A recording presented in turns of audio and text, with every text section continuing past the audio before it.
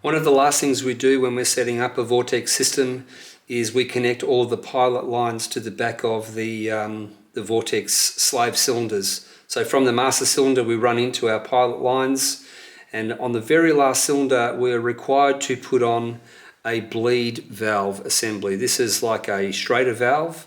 One of the most important things in the system is a little crush washer that sits inside this bleed valve.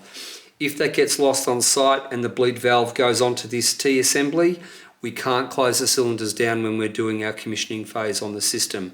So it's very important to make sure that this crush washer is always in place when we install it on the last T on the last cylinder on the slave line.